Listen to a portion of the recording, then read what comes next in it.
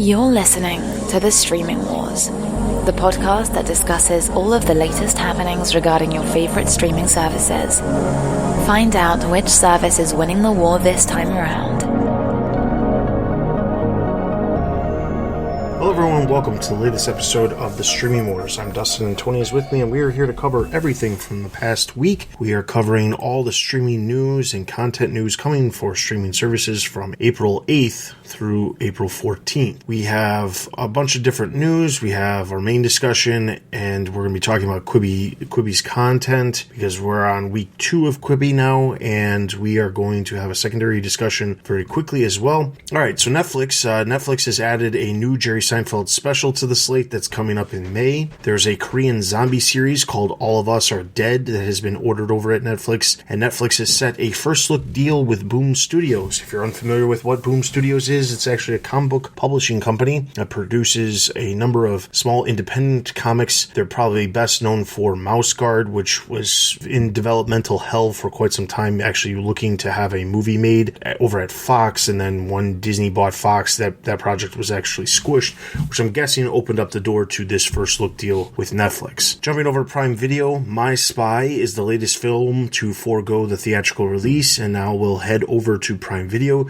This film was scheduled to release in theaters here in the United States on April 17th. It was announced on April 8th that this film was actually going to no longer be having a theatrical release. Like we've said before, with everything going on with the theaters and the amount of films that are having to shuffle around, because while we're not specifically talking about theatrical releases and things like that, a lot of the films that Disney had, everything got shifted around. Black Widow got pushed from May all the way to November. Other movies like Wonder Woman, which was supposed to come out in June, has been pushed to August. I think we did talk about that one at some point. There's a lot of different movies. There was a new Pixar film that was supposed to release in June that's been pushed to November and took the place of another Disney animation project, which is now moved to next March. So everything's being shifted around all over the place, and it's coming down to the fact that, you know, there's just not a whole lot of expectations that theaters are going to be opening any earlier than early summer to midsummer, and because of that, a lot of the studios have decided to push things around. Now, what that means is some of the mid-tier projects, the projects that weren't super costly or didn't have a huge budget that needs to, you know, really make up a lot of the money by releasing in theaters, you're probably going to see a lot of those projects head to streaming services, which we've talked about. Artemis Fowl from Disney is heading to Disney Plus. Now we've got My Spy, but basically it opens up the door for these streaming services to basically get projects that were already planned to have theatrical release, and as long as they're willing to foot the bill for the film, they'll end up on their service. So, alright, so then jumping over to Hulu, Tara Duncan has signed an overall deal with Hulu, and she is going to be developing a project over there as well. This is the first time that there's been a talent acquisition seems like in a while.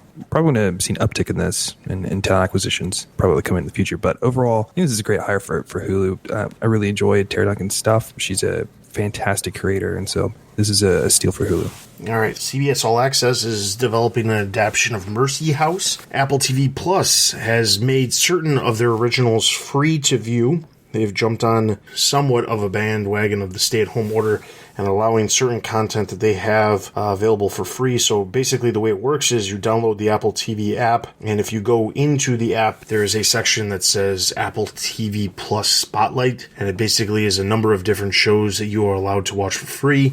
To be clear, it's only a certain selection of content. A lot of the content is actually content that was available at launch, so it's content that's not old, but it does not include everything. It only includes specifically Little America, Servant, For All Mankind, Dickinson, The Elephant Queen, Snoopy in Space, and Helpsters and Ghostwriter. Those are the ones that they specifically say in this article that we're talking about for you to view. So basically, you do not have to sign up for a subscription. You just have to have the app, and that's how you will actually be able to watch the content through Apple TV without having to have a subscription to Apple TV Plus. Now you get even more of the originals. It's at this point, it's like, well, what's the point of the subscription? Like, what value does that bring? You might miss 2 shows. For me, I think that they're struggling. So I think they're going beyond just the coronavirus, stay at home, like people want to watch TV. Let's facilitate that. I think that they're really trying to be splashy and, hey, basically here's free money, come to us. And the only 2 things that really seems like they're holding back is the morning show and then Mythic Quest. But otherwise, it really seems that they're kind of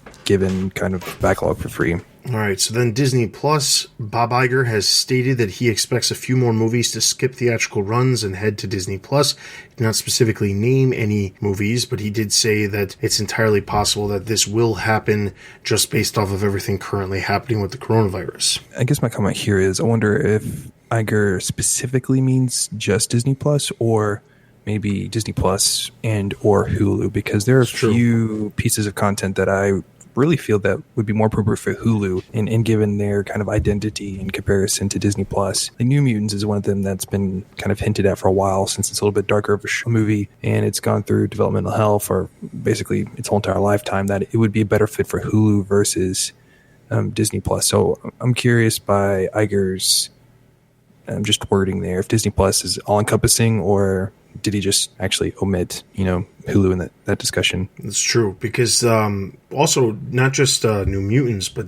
anything that Fox is currently putting out this year, those could easily be taken off the slate and put over at Hulu. And I don't say that because the films couldn't be successful or anything like that, but it does beg the question of, with Disney having their entire slate adjusted, they're going to want to try to get their big blockbusters out, and you don't want those big blockbusters to completely cannibalize the other smaller films if you have an option of making it exclusive for a service. I can't remember the name of it off the top of my head, but there's a Ryan Reynolds film that Fox is producing that I believe is rated R, where he is some sort of avatar within a video game or something like that. And Fox was putting that out, and I'm convinced, I say Fox, but it's 20th Century now. I'm convinced that is a perfect candidate to end up over at Hulu, because it does skew older, but it would make Hulu a more attractive option for people who are looking for, fresh content. Because Hulu really does need to get some love in all of this. They can't just be the one place that doesn't get anything from the fallout of everything that's happening. It just wouldn't make any sense. No, I completely agree. You don't want to. I think it would be okay for Disney Plus, but when they over and over again we hear executives when they talk about Disney Plus and Hulu that each one has a distinct identity, and that they are very cognizant of each brand has an identity. And there are some creators who've gotten upset that some of their content has gone to either Disney Plus when it should have been Hulu, or Hulu when it should have been Disney Plus. It doesn't really matter. But yeah, each brand has to have their own identity. Iger has mentioned that multiple times about how identity is important for Hulu and Disney Plus, and they're not going to take projects that don't fit this identity. And so if you're going to shove everything down just the Disney Plus funnel, that's not true to what they said. Now, yeah, they can change their actions and they set the rules, so that's fine, whatever. But I think that there are going to be a lot of people who are going to be confused and just not understanding their business plan when they've come out multiple times talking about how identity is important. So you got to funnel some of those projects, like the Ryan Reynolds project, or maybe New Mutants, or just other Fox properties, or just other properties that fit this identity better down Hulu, and just give them some love too, because Hulu is an important part of their business, and they can't just be the streaming provider that has some random shows sometimes from these different content partnerships plus their FX. Like they have to have some love too, and so they need to have some of these budget movies that are going to be postponed or whatever funnel down their pipeline. All right, so then Doogie Howser, which was a show from the late 80s, early 90s. There's a reboot in the works for Disney+. Prop Culture is a new show that is exploring Disney's secret archives. This is going to be showcasing a lot of props from a variety of different films. What's more interesting about this series is that, unlike a lot of the other reality-based, unscripted type series that Disney+ has launched, a new episode every single week, the announcement for this show actually stated that they're going to be dropping all of the episodes on the same day, which is different and kind of puts it in perspective of, is this something more could we see something like this going forward with Disney Plus, or is this just because they're looking at having a bunch of content to release currently because of the current world situation? There's a live action CGI adaptation of the animated Robin Hood film that is currently being developed at Disney Plus, and as a huge fan of Robin Hood as a film, meaning the animated version from Disney, I can say adamantly this is a horrible idea. Absolutely horrible idea. Who didn't like the animated version? This is just still a horrible idea. Yeah. Stop redoing old shows. Here's the thing. I can see redoing any film that has humans as the main character because it makes sense. I can say for myself that I was not a huge fan of what they did with The Lion King, although I'm in the minority because that film made an insane amount of money in the box office. The difference between Lion King, however, and a movie like Robin Hood is that Lion King had the characters as animals, being animals, while Robin Hood has animals acting as humans, and that's like Zootopia, essentially. And I don't think that it's the smartest idea to like, it's one thing if you're going to make a Robin Hood film. Plenty of studios have obviously made Robin Hood films, but I don't know that you necessarily need to have a Robin Hood film with animals as the characters. It just doesn't make a whole lot of sense. Like, I just don't see it. All right. And then finally, Disney Plus has hit 50 million subscribers. This was announced a week after they launched in India, which means they got obviously a good boost from not only India, but also Europe, because they launched in a lot of the European countries as well. We know we were sitting at roughly like 30 million at the beginning of February, just from the North American release, which means they've gained at least another 20 million from the launch in a lot of the European countries, and then in India as well. So needless to say, Disney Plus is doing great. 50 million subscribers is exactly what they were anticipating to be at by 2024. Now analysts are saying that they could be upwards of 250 million, which I think is a little far-fetched, but we'll see what happens. Wow, kudos on Disney Plus for reaching their goal even sooner, and so I'm happy for them. I also want to see some Hulu numbers. I kind of wish that they talked about their Hulu subscription numbers, if they've gone up as well, because there's a lot of times where they would package Disney Plus and Hulu and ESPN Plus, but no one cares about ESPN Plus. That's something I would like to know for the future of, okay, well, how much is Hulu growing as well? Because they do have a somewhat symbiotic relationship, and there are going to be people who will get maybe the bundle just because they really like Hulu, but Disney Plus is good enough for the kids. So I feel like those things have a little bit, they kind of rely on each other. But overall, congrats on Disney for coming out of the gates. Honestly, they're still kind of babies in the global streaming market. Like, and what I mean is they haven't really launched globally as much as you kind of would think at this point. So I can't wait till they get into new markets and really see how they go. All right, so then jumping over to Quibi, there's a couple different things. First up, we talked about last week after the first day, they were sitting at about 300,000 downloads for the app. After 3 days, they were actually sitting at 830,000 downloads. And then after 1 full week of being out, they actually somehow got, and I have a hard time actually believing this number, but we'll go with it because this is what they officially announced. They stated that they had 1.7 million downloads within the first week, which means they more than doubled their number after just 3 or 4 more days. So I don't know that that's the number, whatever. I'm not going to delve too much into that. But what's interesting is that their analysts had expecting their range was going to be between 1 and 1.5, which means they're slightly better than the analyst estimates. However, one of the things that was super interesting was, so we talked a lot about Quibi, we gave our review, but one of the things that we didn't really dive into that much was some of the other issues that other places, other tech sites were talking about. Things. Obviously, we complained about, well, I specifically made a big complaint about the TV casting aspect, and it seems like the tech world as a whole really does not like the fact that it is not able to be cast to a television. So much so that there was an article over at Vulture that was titled, "Quibi is for mobile streaming and mobile streaming only." And if you dive through it, it basically states that, there's absolutely no way for you to cast to a television, even though a lot of the content is meant to be, viewed in sequence. You could view it in sequence because of the way it's available.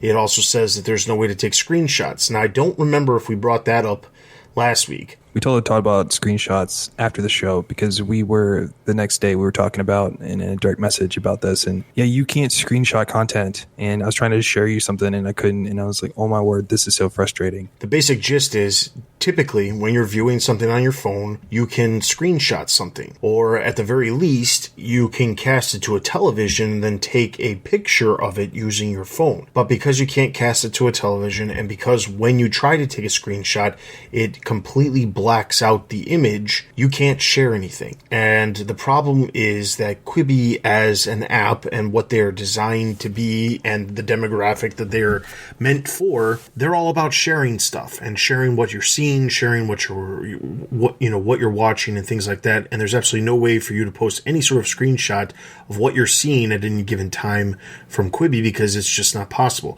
They've implemented a way where you can't have anything. Now, I did read a couple of different reviews that stated that there are certain apps, I think that Netflix is one of them, where you can't actually take screenshots from your phone either. There's a couple of other ones that don't allow you to take screenshots from your phone, but they at least have the option of casting to a television where you can take it. You can watch it on your computer, and if you're watching on your computer, you can easily take a screenshot that way, just as more effort and more work. Quibi, you can't watch on your computer. You can only watch it on your phone. We also talked about whether or not it was working on tablets, and I will say that I did download it on an Android tablet, Samsung Galaxy tablet, and it does work. It's not exactly optimized necessarily for a larger screen, but it did in fact work, and I didn't have any real major issues that came up. I was able to watch it. So it does give me an option to be able to watch some of those higher profile shows on a larger screen rather than just my phone, which is already a big screen, but not as big of a screen as I typically would like to watch premium content. You had a problem with the Apple stuff, though. Yeah, I was gonna butt in. Yeah, I have an iPad, one of the newest iPads, not the Pros, but the smaller ones. And it used to be that when the iPad came out, you had this issue of you can get iPhone apps on iPads, but they weren't optimized for the large screen size. So you would essentially have a magnified version of the phone app, which is not what I want. Like, I want something that, I pay for all this extra, screen on this tablet. I want to use it all in an intuitive way. And I downloaded the Quibi app after the last taping of the show, and I turned it on, tried it out, and it was the iPhone app, and I could hit the zoom button and it would blow up everything, but that's not what I wanted. And they talk about this whole mobile experience, but there are a lot of people that watch their content on iPads, on tablets, on Android Fires, Fire tablets and stuff like that. So I think that this was once again a big oversight, and I get that they want to hit the phones, but there are a lot of tablets or those weird devices in between, a phone and computer that they didn't target. And I think that's a big miss in my opinion. I was quite frustrated. All right. And then the other part of the announcement about them having as many downloads as they had was that the CEO, Meg Whitman, she revealed to CNBC that they were believing that the median age of Quibi viewers is in the low 30s. The other part of this was, and this was the part that I think a lot of people were looking for, Whitman specifically said that after the initial reviews cited such a downside to the paid service not being able to cast to television, she specifically said that they're looking to potentially fast track that. Her quote was, "We had always planned to be able to cast to your TV, so we're going to see if we can accelerate that in the engineering roadmap. We'll eventually get there, but it was never part of the launch. If we had known about COVID, maybe it would have been." Now, I just want to remind everybody who doesn't remember 2 weeks ago when we had an episode 2 weeks ago, we went through an interview from Jeffrey Katzenberg that he did with Deadline, and Deadline specifically said, "Have you considered launching a smart TV app as a result of more people being home?" And he explicitly said, "No, it's not designed for TV. It's unique on the phone. Our technology that has been created and patented for this makes watching it on the phone beautiful. It's special. I can't stand my TV on its side." So, 2 weeks later, they've clearly backtracked and they have realized that maybe they should have it available on the television. Now, I have to say, now the difference, of course, is that the question that was posed did say a smart TV app, not the casting ability, because at the time nobody knew necessarily that casting ability wasn't going to be there. However, I just have to think to myself, he was so adamant about the fact that they can't be on a TV because it's completely mobile, it's completely designed for a mobile device. A week later, after they launch, every tech site is ripping them apart for not being able to cast on their television, and how it just doesn't make a lot of sense that isn't an option when there's not a lot of engineering that goes into that aspect. It's not like you have to roll out a bunch of different apps for a bunch of different devices. It's just that you have to enable that ability to make your app able to cast. And I think, to me, I just find it a little disconcerting that, one, Katzenberg was the one who said, no, it will never be on TV, or not never, but it won't be on TVs. It's not designed for that. And then, 2 weeks after his interview posts, Meg Whitman, who's the other head executive at the company, goes on to say, "Oh, it was always part of the plan, just not at launch." That's a problem, because it shows that there's either some contention between the two of them, or they're really trying to shift their product to deliver what the tech sites are actually complaining about. Well, I think she's just saving face. I think the biggest thing with Quibi, it seems like Katzenberg is underestimating, Quibi, where Quibi fits in the market. And it seems like Quibi and Katzenberg really want to focus on being all about the phone experience, and essentially rivaling their competitors would be maybe Snapchat content that Snapchat doesn't produce, but like whatever like users produce on Snapchat, whatever users do on TikTok, whatever users do on Instagram and YouTube channels out there. And it seems that that's kind of how they thought their product would fit in the market. And, it does jive well. I definitely check out some Quibi shows over some YouTube channels, but there are a lot of people who see this as a competitor to a Netflix, to Disney Plus, to this HBO Max, that's going to come out soon. And so they're trying to focus just solely on the phones. And I don't think they understood that their product kind of fits in the mobile and on maybe the television experience. And yeah, it might not be the same. You don't get to flip the phone and maybe get different viewings and stuff like that. But at the end of the day, you can just pull up a wide shot and call it a day, And so it really seems that he, as a creative, kind of underestimated his, the market out there. And so on my side, it just seems like what Whitman is just trying to save face and like, hey, we hear you, we're changing. So the biggest thing they can do is adapt quickly, and it seems like they are.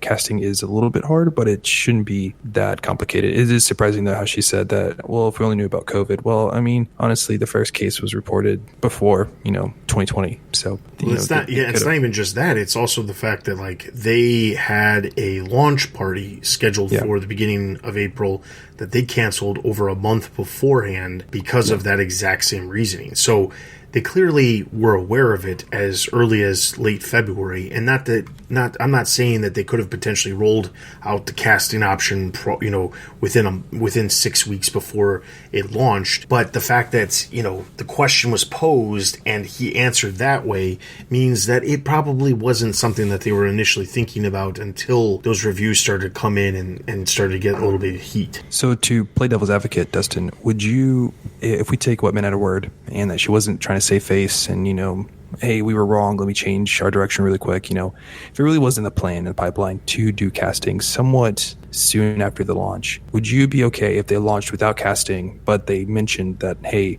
in like the next 2 weeks after we launch, we will launch casting? Oh, yeah. Would you been okay with that? Yeah. And I think that same here. If they would have mentioned that, hey, let's just get the app out the door, let's make sure it kind of works really well, people like it, then let's add casting, but put that in the future, I think that would have gone over a lot better. I mean, the biggest thing in my mind was, that interview that Katzenberg did with Deadline.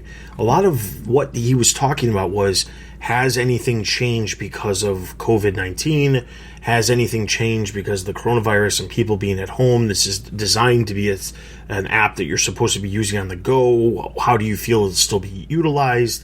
And, his answers were, they were expected answers. Like, obviously, yes, people still have moments of time in between. They might not be on the go, but there's still down moments where they can absorb 6 minutes of a show or something like that, or watch the latest news.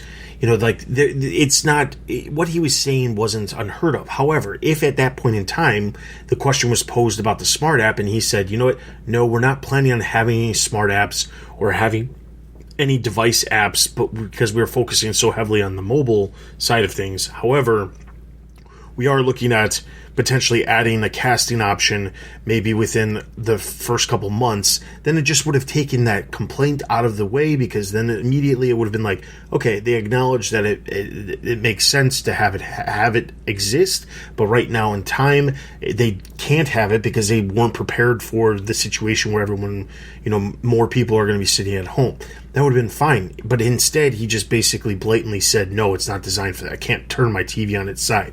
Well, I don't actually need to turn any of the Quibi television shows on their side in order to enjoy them either. I can watch it whatever way I want, which was the whole point of the turnstile technology. And sure, yes, I'm sure there will be content that will come out later on down the line that will incorporate that turning of the phone. But for right now, it's not the case. So that's not something anybody's really focusing on is, oh, look how unique this programming is because it does things when I tilt it. Nobody's talking about that because that's not any of the content that they're releasing up front. So yeah, I definitely agree. It would have been way smarter for them to say, yes, casting is something that we are looking at and we are doing, but it's just not going to be ready at launch because we weren't anticipating it because of because of what the current situation with the world is. Yeah, no, I totally agree with you. To kind of go back a little bit about their, download numbers of 830,000 downloads and then 1.7 million.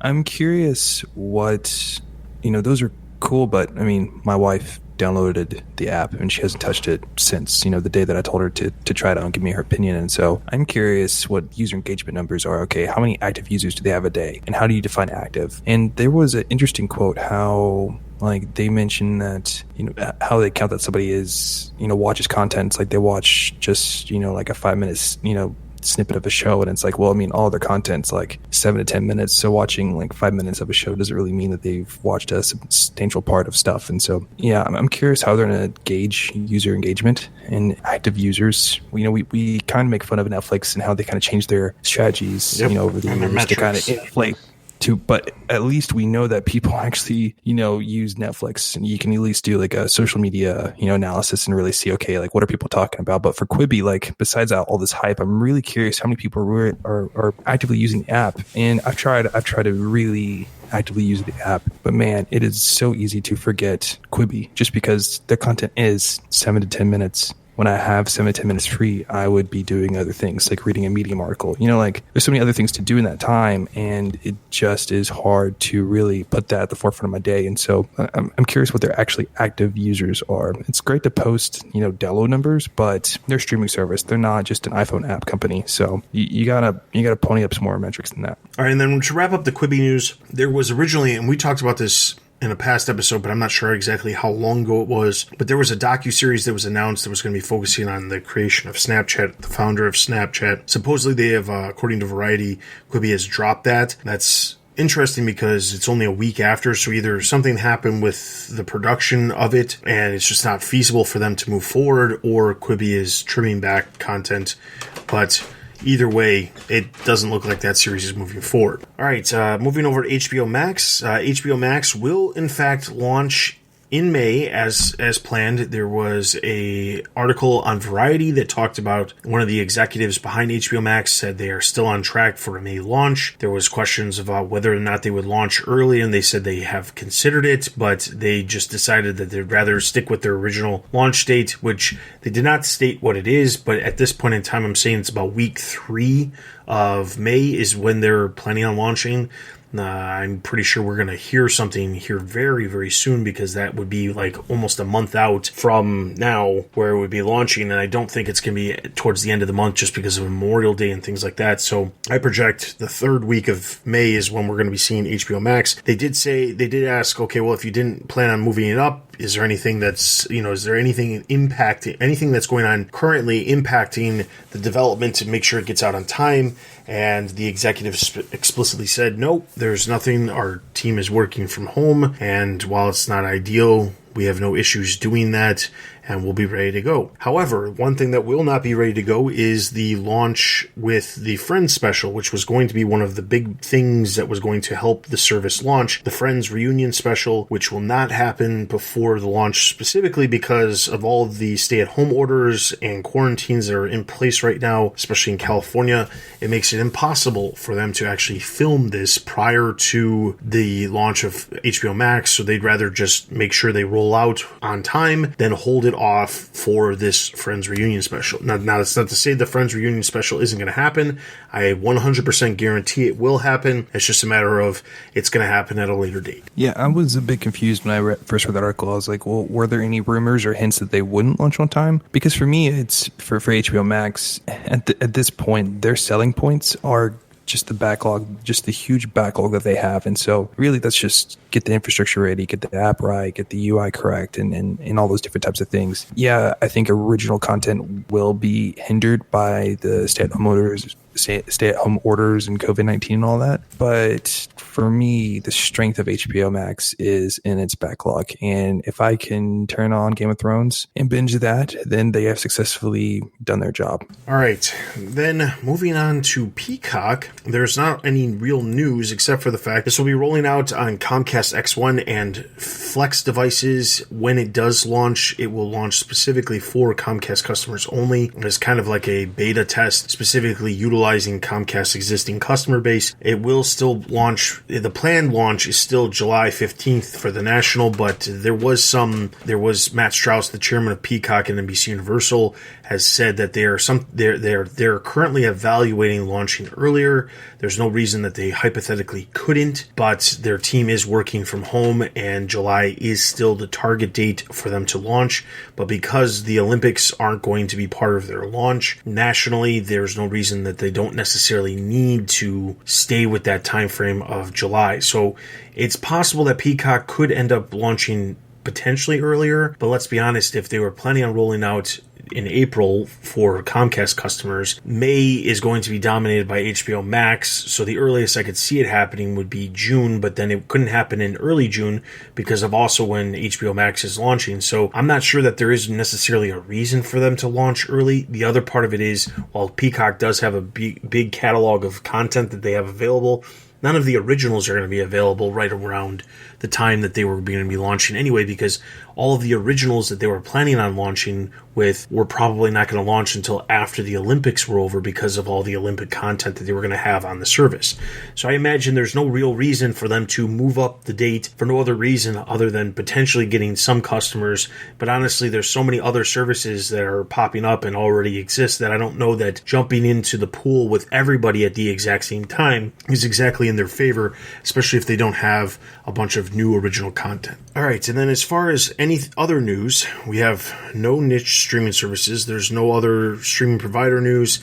That is all of the main news. Now, before we get into the main discussion, which we're going to be talking about Quibi content, which I know you're probably thinking to yourself, wow, you guys have been talking about Quibi for the majority of this podcast. Yes, you're absolutely right. But I want to talk about the content. But before we actually talk about the content, there was an article that popped up about streaming video on demand services are now leaning into more reality type shows. Now, there was an article that was done by Imperial Analysis that dealt with commissions, renewals, and cancellations in 2019, and they found that reality was the second most commissioned genre for linear services and third most commissioned genre for video on demand services. Basically, as far as commissions and renewals go, the most commissioned genre in the UK and the US was the documentary, with one-off commissions a very frequent occurrence. Documentary represented 31% of all first-run series ordered in 2019. The second most commissioned and renewed genre was reality at 14% of all commissions in 2019. Now, what's more interesting about this is that when you look at reality television, we've talked about this before, reality television is very easy to produce because the production costs are very low and you can produce it very quickly. It's one of the reasons why there's been so many new Disney Plus originals that were reality shows that launched in January and February. They had the BR Chef, they had the Shop Class one. There's a bunch of different shows, and it's because the quality of these shows is not necessarily super premium, but at the same time, they're very, very inexpensive to produce, and it doesn't require a lot of time to actually get these shows actually produced. It's typically why you see so much content on broadcast television being game shows or talk shows, is because the production cost of those shows is very minuscule, but you can churn out a lot of content on a very short time frame. So it's not surprising that reality is becoming bigger. Netflix themselves, they had that Circle show that happened. It was kind of like a Big Brother-esque show that launched right around the holidays. Then they had Love is Blind, which blew up online and it got a lot of social traction. And I can almost positively predict that their next big breakout show is going to be a show called Too Hot to Handle, which is coming later this month, which is another dating reality show where basically they take a bunch of extremely attractive people, put them in a house together, who also happen to be notorious. What's the best way to put this? They happen to be notorious for sleeping around with a variety of people, and all of these super attractive people who sleep around all the time or around each other. But the catch is they can't actually have any sort of physical contact with the other people. If they do, they actually lose money from walking away at the end of the competition. So I guarantee this show is going to be popular because it just falls in line with some of the other shows that have recently been successful on Netflix. But it, again, shows reality is successful. Some of the shows on broadcast that are super successful, The Bachelor, the singing and dancing competition shows, those are the shows that get a lot of traction on social media. So you can see why the video services would be leaning into that kind of content. It just was a little bit surprising. I wasn't expecting this. But when you reason it out and you think about it, it does make a lot of sense. Given it's just cheaper to produce, it takes less resources to produce it, just because it's like you need a whole bunch of writers in a writer's room and making sure you plan out every single camera shot. It's like, hey, set up 3 cameras, call it a day. Let's just see the contestants and see what they say. And so, like Quibi, yeah, they just started, but if you look through their backlog of content, a lot of their stuff is game shows or reality TV shows or like unscripted television. And so it does make a lot of sense. That Too Hot to Handle show just sounds absolutely ridiculous. So I agree that that's going to blow up online just because people are going to talk about it. Just, it doesn't almost, when you told me about it, it didn't, I couldn't almost believe it, but yet I believe it's totally happening. And so having content like that is important. I'm surprised because usually reality TV is, thinking of like Survivor. Okay, Survivor comes on, you watch it every week. Okay, all right, at the very end of the episode, all right, tune in the next episode to see what happens. But for like Netflix and some of these other providers, they do a lot of binge television. And so I'm curious how you're going to have the streaming services actually release reality TV. I think that's just going to evolve as we go forward. Are they going to binge it? Or are they going to do it, every week? How's that just going to work? That song and dance. And so I'm curious how that's going to go. I agree. It's just a matter of time before more and more of this type of content comes to fruition, because it just makes sense. The streaming services, they do very well with social engagement, and reality shows in general do great with social engagement. So you can see that if you team the two together, it's going to just be a massive amount of social engagement, and it's going to bring more people into their service to check out this other type of content. What will be more interesting to see is how the other streaming services relate to what's going on. Could we potentially see more original reality shows for Hulu or for HBO Max down the line? I was going to say, if I can do a little bit of speculation here, we're talking about reality TV, but Dustin, in the last month, what is the one show that people keep talking about on Netflix? It's going to be Tiger King, right? It's got a little bit of a plot. They know where they want to go, but once again, it's still pretty much a documentary. And it really seems that, once again, Netflix is having, viral documentary after viral documentary coming out. And that's, again, just a little bit of unscripted television. It is reality television, and just in a different format. It's packaged a little bit differently, but it is still reality television with a narrative. And so I think that if we can take the concepts of why reality TV is blowing up in the streaming space, I think that we're going to see a rise of like documentaries and other unscripted television type shows really getting a foothold on these streaming services. And I agree completely. I think it's just a matter of time. It's also one of the things that Discovery is so great at is they're super successful because of the type of content they produce.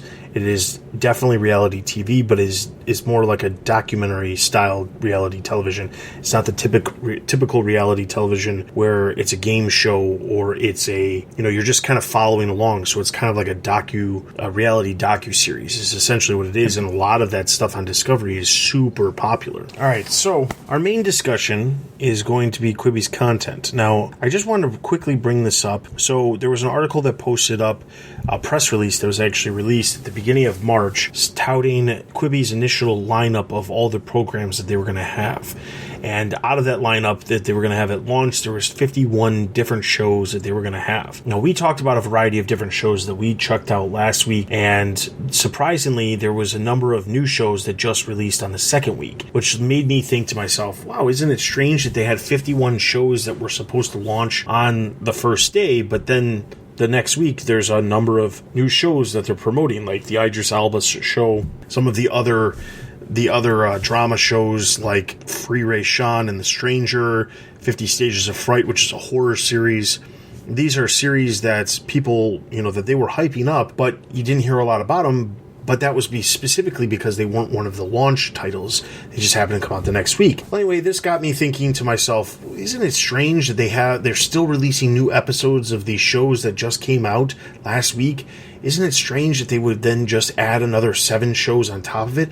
There's no way they can keep up this pace of having this many shows out at a given time. Well, that led me down a little bit of a rabbit hole, and I discovered that there's actually a number of series that actually wrapped after the very first week.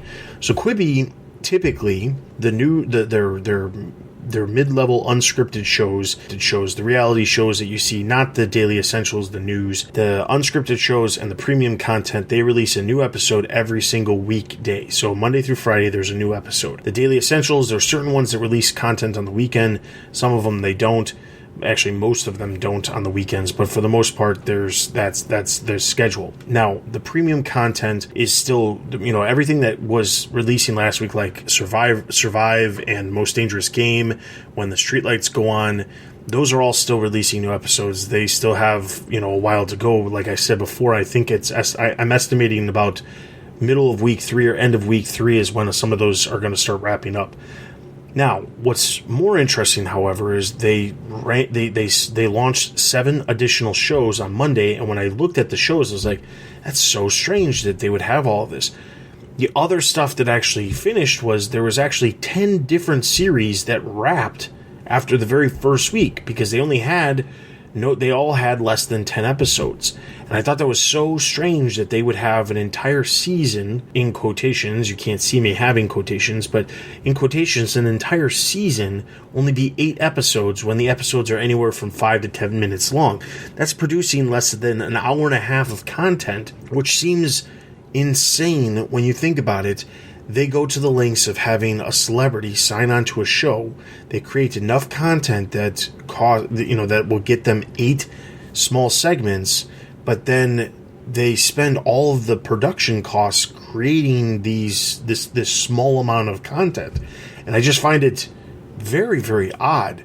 So specifically the shows that wrapped up after the first week. So like I said, none of the original programming that you would consider part of the drama or the comedies, none of those wrapped up because they've got, their longer stories. But as far as the docuseries or the reality competition shows that finished up, Fierce Queens, Nightgowns, Shape of Pasta and Music, Game Show, Gone with Mental with Lior, Memory Hole, The Sauce, Skirt with Offset, all of these just randomly wrapped up after the very first week, which to me is just mind-boggling that they would have had it really just feels to me as if they got a celebrity and said, we just want to produce some content to have your name attached to it.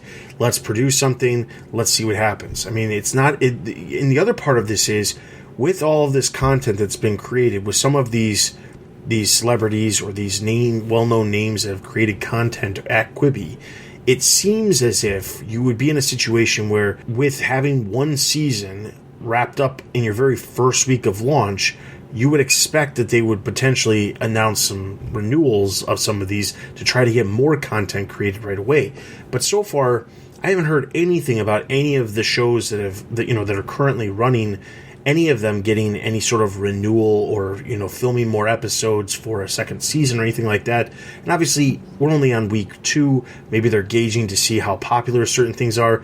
But it just feels like they went to such the lengths of getting certain celebrities to create content that's, to create these unscripted shows or these, whatever you want to call them, docuseries type shows, only for them to produce such a small amount of content. It just doesn't make any sense. Was there any content that you checked out last week that you thought to yourself, I wonder if this is actually going to work out long term?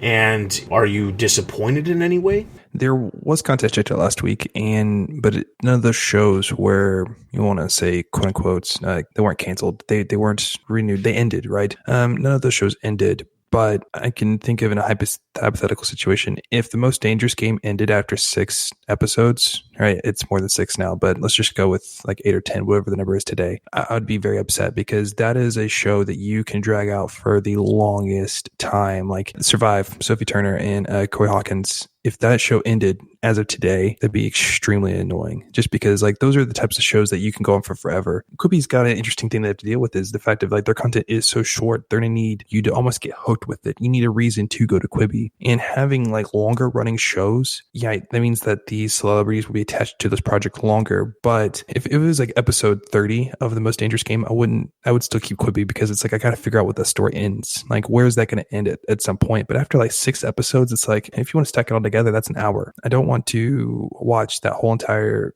piece of content in an hour. Like if it's supposed to be that I'm watching every single day, like you got to get people back to using the app. Like you got to get these people addicted to some of these really important shows so that they come back to it. And if this is a new thing that's going to happen where, after 10 episodes, 6 or something, they're just, the content's over, that's really disappointing. And going back to, I think what Quibi has troubles with is that, some of their competitors are going to be like podcasts where I listen to a true crime podcast that comes out every single week and I get it every single week and I love it, but it doesn't stop after 6 weeks. You got YouTube channels where, these people consistently post content, every week, maybe 2 or 3 times a week. And so they got to fight that as well. TikTok's always come out with new content that users are putting out. And so if this is a new trend, if this is going to happen, I think this is not good. And I get that, Quibi with as big of a production as it is, you can't have like some celebrity YouTube channel where it's just them and their webcam or some really nice camera equipment in their house that they can do these, short form content with. But Quibi it's nice. I mean, like we joke about the content, but like the cinematography is pretty good on most of the shows, unless it's a daily essential. So, and I get why, some of these shows are going to end quicker than others, but if this is the future, if this is the trend, I'm very disappointed because as a fan of some of their content, I would be very disappointed. But from a outsider just looking at their business, like they need people to get addicted to some of these shows, and these shows need to come out every single week so they can have this draw of people coming back to it. So it's really disappointing. Was there any shows for you that ended that you liked, but it was like all of a sudden it just ended and you were really confused? No, nothing specifically. I mean, I'm going to be completely honest. After the first couple of days of checking out a bunch of the shows, I've added some stuff to my like watch list that I want to see eventually. I've gotten through the first 5 episodes of Most Dangerous Game. I'm very interested in seeing When the Streetlights Go On and The Stranger and Free Ray Sean, which are all stuff that those last 2 just came out this week. And, and I want to see Flipped. But the thing is, like, I don't particularly want to watch 5-minute segments. I'd rather watch, a bulk of episodes at once when I have the time rather than watching a couple episodes. However, the one thing that I have been watching on a regular basis is I have been watching the Daily Essentials. I'm pretty into the fact that there's a news report every morning and evening from NBC, and there's a Around the World report from BBC. I enjoy watching those. I make a point to check those out every single day, and then in some cases, when they actually release. There's a notification option where you can get notifications, push notifications when a new episode comes out. So I immediately, especially with those, because they don't come out at a specific time because they have to be produced, then it's nice to see that content available when it is. But when it comes to like a lot of the reality stuff, Punk'd, the idea is the same as it was before. Would I check it out occasionally if I had nothing better going on? Absolutely. But like all of the other shows that were on there, I'm not really, like none of them really are super interesting to me. Like I've checked out a number of different ones and I just don't see, it's just not, none of them are super interesting to me. Now, there's a couple of different ones that like I still will check out. Run This City is one that the premise of it is very interesting to me. I want to see where it goes, but again, it's one of those ones where I'd watch in a group of content rather than just a single episode. So that's the thing. I mean, ultimately it just comes down to there's a lot of content that they have out there. I've been checking out Speedrun, which is the show by Polygon. These are things that are worthwhile because it's like news updates every day. It's like going through Twitter without having to go through Twitter and find news about what happened for the day or having to browse the internet. Not, of course, that any of them are replacing me doing those other things. It's just, it's nice to have sometimes a little bit of a condensed version of the news. So Daily Essentials, I'm using. I like them. The other stuff, it's more of like I'd rather wait until maybe the entire so-called season of The Most Dangerous Game is done before I start watching a bunch more episodes, because I did watch like the first 4 episodes in a row, and then I got into it, and then I was like, all right, where's this going? I gotta wait for the next one. I know that's the way it's designed. I know the idea is to get you to come back day after day, but personally, I just don't feel a need for it. So the novelty of coming back for short segments is, I guess, beneath me, or I guess I'm just consider myself too good to watch just segments. I'd rather just watch everything as a complete thing. It's probably part of the reason why, well, actually, I have to say this.